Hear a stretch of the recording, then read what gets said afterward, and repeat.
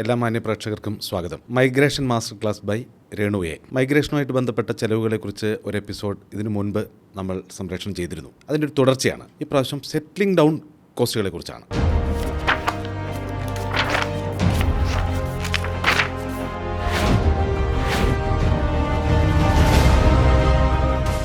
സ്വാഗതം ശ്രീമതി രേണു എ.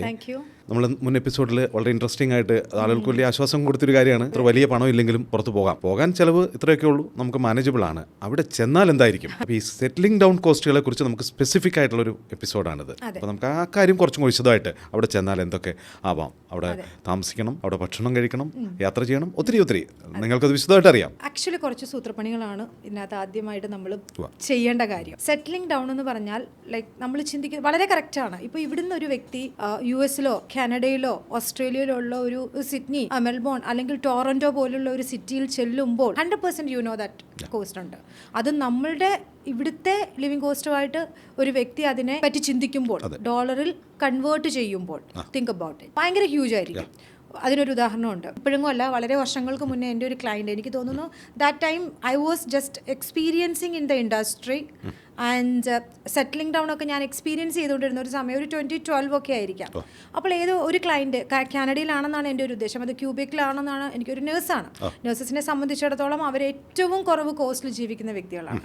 അപ്പോൾ ഇവിടുന്ന് ബ്രഷ് പോയിട്ട് അവിടെ വാങ്ങിച്ചു എന്ന് ആള് ബ്രഷ് പർച്ചേസ് ചെയ്തു. അപ്പോൾ ആ ബ്രഷ് പർച്ചേസ് ചെയ്യാനായിട്ട് ആൾക്ക് 900 rupees to 1000 rupees Indian rupees ആയി. അപ്പോൾ എന്നെ വിളിച്ചിട്ട് പറഞ്ഞു, രേണു 1000 രൂപ കൊടുത്തിട്ടാണ് ഞാൻ ബ്രഷ് പർച്ചേസ് ചെയ്തത്. രേണു പെട്ടു ഞാൻ എന്നോട് പറഞ്ഞു. ചിന്തിച്ചിട്ടുമില്ല.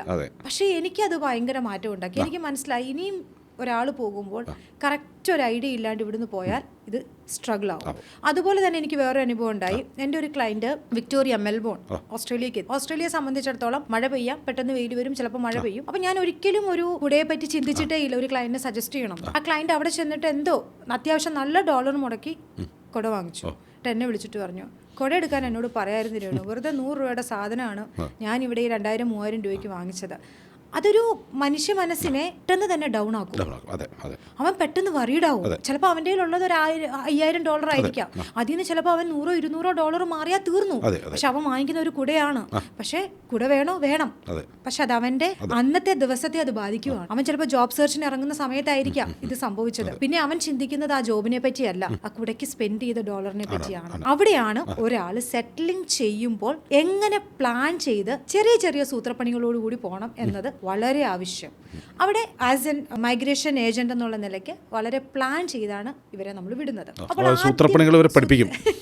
ഫുൾ സൂത്രപ്പണികളാണ്. അപ്പൊ നമ്മൾ ആദ്യമായിട്ട് ഒരു ചെക്ക് ലിസ്റ്റ് ക്രിയേറ്റ് ചെയ്തിട്ട് എന്തൊക്കെ കൊണ്ടുപോകണം, എന്തൊക്കെ കൊണ്ടുപോകണ്ട, എന്തൊക്കെ ആവശ്യമുണ്ട്. അനാവശ്യമായിട്ടുള്ള സാധനം കൊണ്ടുപോയ ബേർഡനാണ്. ബാഗ് പാക്കിംഗ് ശ്രദ്ധിക്കണം. നമ്മൾ അടുത്ത 3 മാസത്തേക്ക് 3 months ഒരു മൊട്ടുസൂചി പോലും വാങ്ങിക്കാൻ പാടില്ല. അതാണ് എൻ്റെ ഒരു രീതി. ഞാൻ അങ്ങനെയാണ് എൻ്റെ ക്ലയൻസിനെ അതിന് വേണ്ടിയിട്ട് പ്രിപ്പയർ ചെയ്യുന്നത്. നമ്മൾ എന്തിനാ ശരിക്കും പോകുന്നത്? PR എടുത്ത് ചെന്നു ജോബ് കിട്ടണം, ഒരു ജോബിലോട്ട് എത്തണം. അല്ലാണ്ട് അവിടെ പോയിട്ട് അനാവശ്യമായിട്ടുള്ള പ്രഷറും ടെൻഷനും എടുത്ത് ചെയ്യേണ്ട കാര്യം ചെയ്യാതാവരുത്. ദാറ്റ് മീൻസ് ജോബിൽ നമ്മൾ കോൺസെൻട്രേറ്റ് ചെയ്യണം. അപ്പോൾ നമ്മൾ പർച്ചേസിംഗിൽ കോൺസെൻട്രേറ്റ് ചെയ്താൽ ഏറ്റവും ശ്രദ്ധിക്കേണ്ട കാര്യം ബാഗ് പാക്കിംഗ് ആണ്. നെക്സ്റ്റ് 3 months ഒരു സിംഗിൾ പെനി സ്പെൻഡ് ചെയ്യാണ്ട് അവിടെ എങ്ങനെ സർവൈവ് ചെയ്യാൻ പറ്റും എന്നുള്ളതാണ് ആദ്യം ഞാൻ പ്രാക്ടീസ് ചെയ്യിക്കുന്നത്. നമ്മൾക്ക് മാറ്റാൻ പറ്റാത്തതായിട്ടുള്ള എക്സ്പെൻസുകൾ ഉണ്ട്, അത് നമ്മൾ സ്പെൻഡ് ചെയ്തേ പറ്റും. അക്കോമഡേഷൻ, അതിന് ഏറ്റവും ബേസിക് അക്കോമഡേഷൻ. ഇപ്പോൾ ഒരു സിംഗിൾ ആയിട്ടുള്ള ഒരാളാണ് പോകുന്നതെങ്കിൽ അതിനെങ്ങനെ സ്പെൻഡ് ചെയ്യണം, ഫാമിലി ആയിട്ടാണ് പോകുന്നതെങ്കിൽ അതിൽ എത്ര സ്പെൻഡ് ചെയ്യണം. അതുപോലെ തന്നെ നമ്മളിപ്പോൾ സിഡ്നിയിലാണെന്നുണ്ടെങ്കിൽ സിഡ്നിയിൽ സ്റ്റേ ചെയ്യാതിരിക്കുക, ചെറിയ റീജിയണൽ ഏരിയയിലോട്ട് മാറി താമസിക്കുകയാണെങ്കിൽ സ്പെൻഡ് കുറയും. അങ്ങനെയുള്ള വിക്ടോറിയ, മെൽബോൺ ആണെങ്കിൽ മെൽബോൺ കുറച്ച് റീജിയനിലോട്ട് മാറണം, ടൊറന്റോ ആണെങ്കിൽ കുറച്ച് നമ്മൾ പ്രോവിൻസസിലോട്ട് മാറി, അങ്ങനെയുള്ള ചെറിയ സൂത്രപ്പണികൾ ചെയ്താൽ തന്നെയും അത്യാവശ്യം നമ്മൾ വിചാരിക്കുന്ന പോലെ ഒരു കോസ്റ്റ് വരില്ല. That's what my experience says in the cost part. ആവശ്യത്തിന് മാത്രം സ്പെൻഡ് ചെയ്യുക. Focus on job prospects. Once job കിട്ടിക്കഴിഞ്ഞാൽ എത്ര വേണമെങ്കിലും സ്പെൻഡ് ചെയ്തോളൂ. ഞാൻ എപ്പോഴും പറയാറുള്ള കാര്യമാണ്, ഇഷ്ടമുള്ള പോലെ സ്പെൻഡ് ചെയ്യാം. അതുപോലെ കൃത്യമായിട്ട് 3 months ഒരു പ്രശ്നമില്ലാണ്ട് സർവൈവ് ചെയ്യുന്ന, എന്നാൽ നമ്മുടെ കയ്യിലുള്ള ഒരു എമൗണ്ട്, അതാണ് നമ്മൾ പ്രാക്ടീസ് ചെയ്യേണ്ടത്. അത് കൃത്യമായിട്ട് പ്രാക്ടീസ് ചെയ്ത് പോവുകയും വേണം. ഫിനാൻഷ്യൽ പ്ലാനിങ് അവിടെ ഉണ്ടാവണം. അവശ്യോൽപ്പന്നങ്ങളായി, താമസമായി, ഭക്ഷണവും ഇപ്പോൾ സ്വാഭാവികമായിട്ട് അവർക്ക് പാകം ചെയ്തൊക്കെ താമസിക്കുന്ന സ്ഥലത്ത് തന്നെ അതെല്ലാം നടക്കും. ഇതിലുണ്ട്. ഈ പാക്കേജിലുണ്ട്, ഇതിലുണ്ട്. നമ്മുടെ നാട്ടിലില്ലാത്തതും അവിടെയുള്ളതുമായിട്ടുള്ള ചില കാര്യങ്ങളാണ്. ഇൻഷുറൻസ്, അല്ലെങ്കിൽ ചില ഗവൺമെന്റ് കാർഡുകൾ, ട്രാൻസ്പോർട്ടേഷനുള്ള ചില കാർഡ് ഫെസിലിറ്റീസ്. അപ്പൊ ഇതൊക്കെ ധാരണയുണ്ടെങ്കിൽ അവർക്ക് മാനേജ് ചെയ്യാം. ഇത്തരം ധാരണകൾ കൂടി ഉണ്ടോ ഈ ചെക്ക് ലിസ്റ്റിൽ? യെസ്, ഉണ്ട്. കൃത്യം ധാരണയുണ്ട് എങ്ങനെയാണ് ഇൻഷുറൻസ് കവർ ചെയ്യേണ്ടത്. പെർമനന്റ് റെസിഡൻസി ആണെങ്കിൽ ഇൻഷുറൻസിന്റെ ആവശ്യം പലപ്പോഴും വരാറില്ല. ആവശ്യമില്ലാത്ത കാര്യങ്ങൾ സ്പെൻഡ് ചെയ്യേണ്ട. PR ആണെന്നുണ്ടെങ്കിൽ നമ്മൾ അത്യാവശ്യം എല്ലാ കാര്യങ്ങളും സേഫാണ്. പിന്നെ നമുക്ക് ട്രാൻസ്പോർട്ടേഷനാണ്. ട്രാൻസ്പോർട്ടേഷൻ്റെ കാര്യത്തിനകത്ത് ഞാൻ വളരെ ക്രിസ്പായിട്ട് അവരോട് പറയുന്നത് ഇന്ത്യൻ ലൈസൻസ് കൺവേർട്ട് ചെയ്ത് പോവുക. അവിടെ ചെന്നിട്ട് ഒരു സെക്കൻഡ് ഹാൻഡ് വണ്ടിയെ പറ്റി പ്ലാൻ ചെയ്തിട്ട്, അതും കാറ് വാങ്ങിക്കുമ്പോൾ പ്രത്യേകം ശ്രദ്ധിക്കണം. അവിടെ വളരെ ഫ്രോഡുലൻ്റ് ആയിട്ടുള്ള ആൾക്കാരുണ്ട്.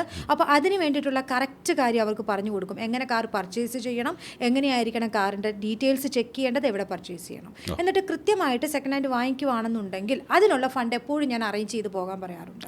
ഒരു വണ്ടിക്ക് വെച്ചാൽ എത്രയാണ് മാക്സിമം 1.5 to 2 lakhs മതി. അതാവുമ്പം നിങ്ങളൊരു റീജിയണൽ ഏരിയയിലാണ് താമസിക്കുന്നതെങ്കിലും നിങ്ങൾക്ക് സിറ്റിയിൽ വന്ന് വർക്ക് ചെയ്യാം. ട്രാൻസ്പോർട്ടേഷൻ ഈസി ആയാൽ തന്നെ പകുതി ബാരിയർ തീർന്നു. അപ്പോൾ ഞാൻ എപ്പോഴും എൻ്റെ ഓരോ ക്ലയൻസിനോടും പറയാറുള്ളത് ഡ്രൈവിംഗ് ലൈസൻസ് ആൻഡ് നന്നായിട്ട് ഡ്രൈവ് ചെയ്യാൻ പഠിക്കണം. അത് മെയിൽ ആണെങ്കിലും ഫീമെയിൽ ആണെങ്കിലും. നമുക്ക് ഡ്രൈവിംഗ് ലൈസൻസ് ഉണ്ടെങ്കിൽ നമുക്ക് അത് നന്നായിട്ട് ഡ്രൈവ് ചെയ്യാൻ അറിയുമെങ്കിൽ നമുക്ക് 80% ജോബ് ക്രാക്ക് ചെയ്യാനാണ് നമ്മളെ ഹെൽപ്പ് ചെയ്യും. അതും പ്ലാൻ ചെയ്തിട്ടാണ് ഇവിടുന്ന് പോകുന്നത്. അപ്പോൾ ട്രാൻസ്പോർട്ടേഷൻ പ്ലാൻഡ് ആണ്, ഹെൽത്ത് ഇൻഷുറൻസ് പ്ലാൻഡ് ആണ്, ബേസിക് കാര്യങ്ങളെല്ലാം പ്ലാൻഡ് ആണ്, എന്ത് സ്പെൻഡ് ചെയ്യണം എന്നുള്ളത് പ്ലാൻഡ് ആണ്. Next 3 months to 6 months planned ആണ്. പക്ഷേ 3 months വേണ്ടി വരില്ല ജോബ് റെഡി ആവാനായിട്ട്. അതിന് മുന്നേ നമ്മൾ ഇൻകം ക്രിയേറ്റ് ചെയ്ത് തുടങ്ങിയാൽ നോ വറീസ്. ഞാൻ എപ്പോഴും പറയാറുള്ള ഒരു കാര്യം കൂടി, നിങ്ങളുടെ ജോലിയിലോട്ട് എത്താൻ ചിലപ്പം 3 months എടുക്കാം, പക്ഷെ പാർട്ട് ടൈം ജോബ് ചെയ്യണം. ഫസ്റ്റ് മന്ത് തന്നെ നിങ്ങളുടെ എക്സ്പെൻസിന്റെ ഫണ്ട് കണ്ടെത്തണം. ഒരു വറിയും വേണ്ട, എന്ത് ജോബ് ചെയ്താലും it's okay. Why I am saying that? അതൊക്കെ സാധ്യമായിരിക്കൂലേ അങ്ങനെയുള്ള സ്ഥലങ്ങളിൽ? സാധ്യമാണ്. ചെറിയ ചെറിയ ജോലികൾ നമുക്ക് ചെയ്യാൻ പറ്റും, കുഴപ്പമില്ല. പക്ഷെ അതിനകത്തുള്ള കാര്യം എന്ത് ചെയ്യാനുള്ള ഒരു മനസ്സുണ്ടാവണം നമുക്ക്. നമ്മളിപ്പോൾ എക്സാമ്പിൾ ഒരു പെട്രോൾ ബങ്കിൽ ജോബ് ചെയ്തു. പെട്രോൾ ബങ്കിന്റെ ഓണറിന്റെ റെഫറൻസ് കിട്ടി. അയാൾ ഒരു ഓസ്ട്രേലിയക്കാരനാണെങ്കിൽ നമുക്കത് അടുത്ത റെസ്യൂമിൽ കാണിച്ചിട്ട് നമ്മൾ ആക്ച്വൽ ജോബിന് അപ്ലൈ ചെയ്യുമ്പോൾ നമുക്ക് ഓസ്ട്രേലിയൻ റെഫറൻസ് ആയി. നമ്മൾ അദ്ദേഹമായിട്ട് ഒരു നല്ല ഡീലിംഗിലാണെങ്കിൽ നമ്മളെ പറ്റി അദ്ദേഹം നല്ലത് പറഞ്ഞാൽ നമുക്ക് ഈ ജോബ് കിട്ടാൻ ഒരു ഓസ്ട്രേലിയൻ റെഫറൻസ് വേണമെങ്കിൽ.